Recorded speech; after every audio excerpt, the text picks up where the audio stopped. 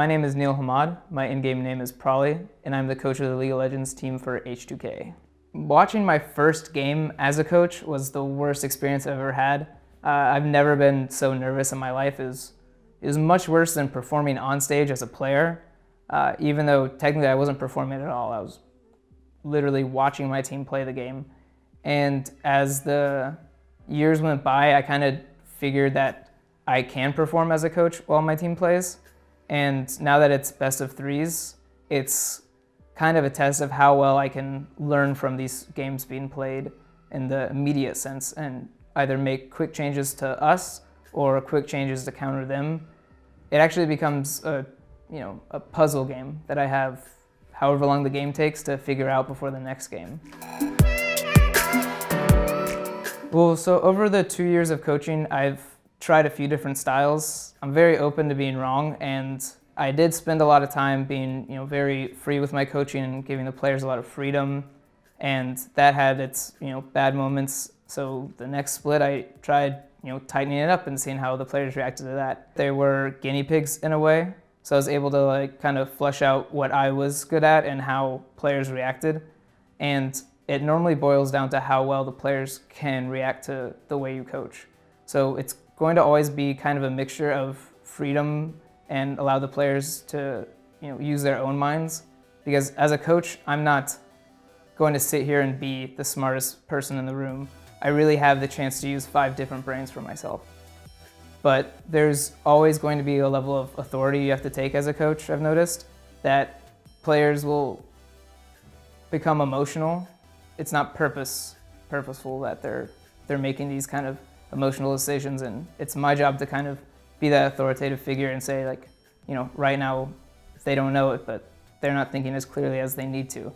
So I'm kind of the safety net for when they're not reacting well to a situation, so I can kind of bring them back to the ebb and flow of the game. Building H2K was more of using the known factors of Odo and Yonkos, what they were strong with, and knowing we didn't have to add a duplicate of them.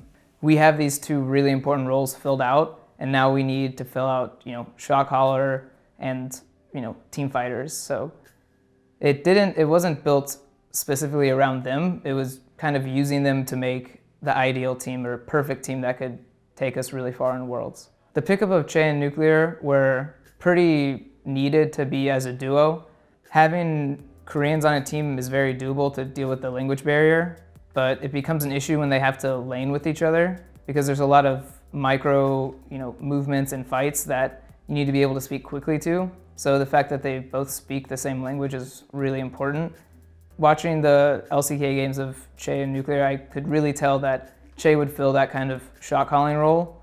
When I'd watch Jenner, his movements were very distinct that he was the one making the call because he was moving so quickly, being the first one there.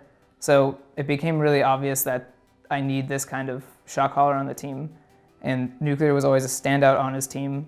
And 80 carries, just being great mechanically, great team fighting are what you need. So those pickups made really good sense, and they both complemented each other well. The pickup of Fabivin was actually really nice for me. During the seasons that he was on Fnatic, I actually spent a decent amount of time thinking how I would have coached him because he was always a big star player and he's had ups and downs. So I was always really curious how I would handle him at his highs and his lows. So when we decided to pick up Fabivin, it was almost like I had cheated. Like I had gotten my homework done on Fabivin, last 2 years. So right when he joined the team, I knew already what I wanted his role to be and what his strengths were and what I wanted him to get better at. So I'm actually really kind of 50-50 when it comes to winning the split. I'm not too sold on striving for it, mostly because the spring split, you're going to be so far away from Worlds. If all your effort is towards winning spring split, there's going to be a lot to be desired for summer split. And towards the end of summer split, it's going to be the exact same scenario where you still have to have some juice left to go to Worlds. So towards the end of splits, I just want to make sure my players aren't, burning themselves out just to make this finals. Riot seems pretty adamant at keeping these seasons really long, so player burnout is going to happen no matter what. So based on the fact that I do like kind of an open and free discussion with my players, I always try to encourage, either like going out or trying something different, even to the extent of playing a different game for a small amount of time.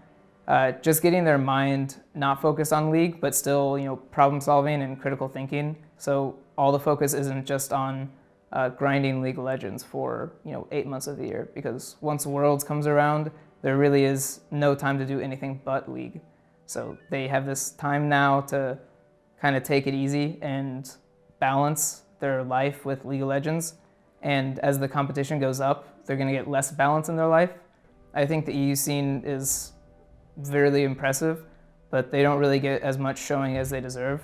So hopefully this year, not only will my team make a big showing at Worlds, but all 3 teams from Europe can actually show that we're the next region to pay attention to.